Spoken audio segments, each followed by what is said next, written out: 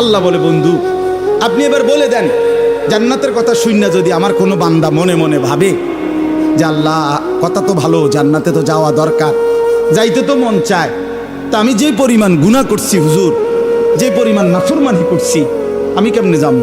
আমার তো গুনাহ অনেক বেশি।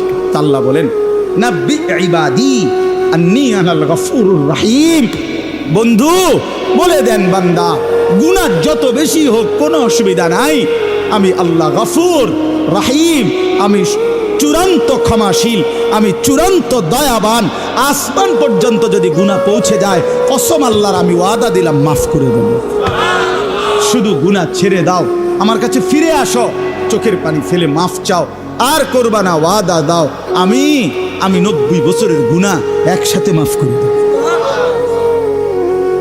মাফ করে দেব। তোমার জন্যই তো বানাইছিলাম জান্নাত বান্দা, আমি রাখতে দিয়ে লাভ কি? আমি তো দিতেই চাই।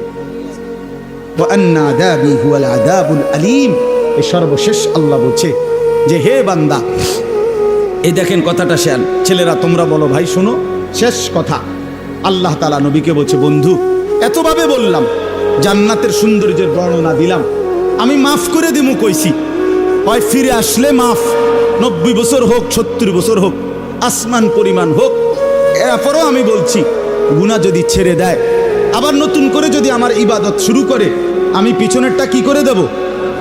এরপরেও যদি কেউ গাদ্দারি করে, গাদ্দারামি করে, আল্লাহ বলে আমার কথা পাত্তা না দেয়, তো আপনি তারে